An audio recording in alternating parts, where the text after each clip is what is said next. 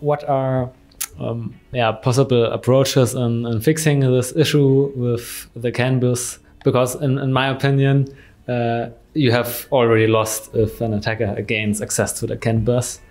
And are there currently any approaches in either fixing this with real crypto or maybe replacing CAN bus with something completely else? A very good question. You want to take it? Yeah, so one thing that is coming up in the ADAS stack is the crypto and the IAM stack. So in the IAM identification and authentication management. So one thing what we can do right now is maybe for each of the CAN message that has to go out or that comes in, we make sure that each of the ECU is actually authenticated before saying that this has the permission to receive the CAN message itself. Not all the ECUs will receive the CAN message on the CAN bus. So that would be one possible implementation that can be done with the IAM in the crypto AutoZAR stack. Here is the law that's axiomatic. If some human builds a system, you should be able to unbreak it. This is for sure. You can only make it more difficult. So the only thing, if there were a crypto on top of this CAN messages, if you're like encrypted, it would have been much more difficult to brute force. CRC is not an encryption, right? I mean, you can break it. But if there's an encryption, it's much harder. It's not impossible, it's just going to be much harder. It doesn't take much to put a little crypto. That's right. Maybe if I may add something here to have a bigger picture as well. Mm-hmm. There are, of course, approaches like anomaly intrusion detection for cars.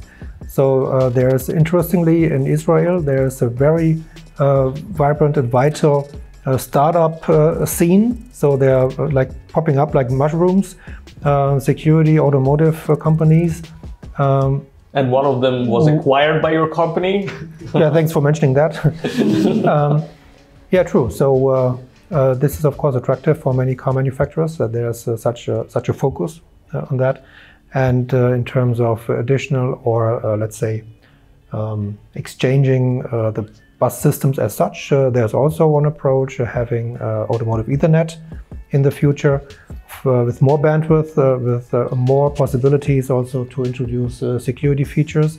And you need this bandwidth to have the support of future automotive architectures. So there's this idea of having more intelligent components in the car, capable of more than only one ECU functionality.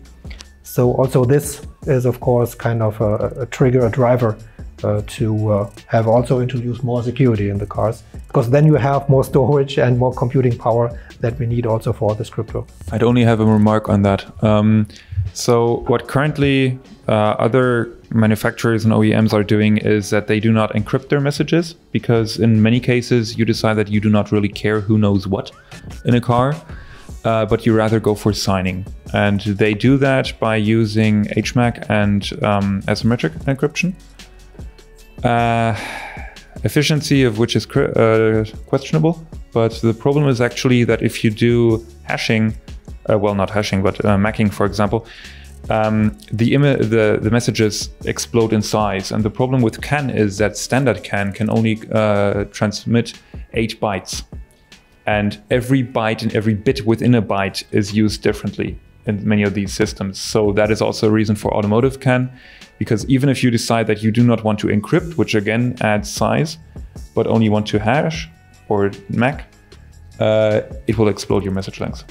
So we're talking about factors of like 9 times the message length. And that is something that in many cases you cannot afford. And that's why, as on the holistic approach you talked about, we have to look at the entire vehicle architecture, and we have CAN-FD, we have FlexRay. Now I think the future is moving toward Ethernet.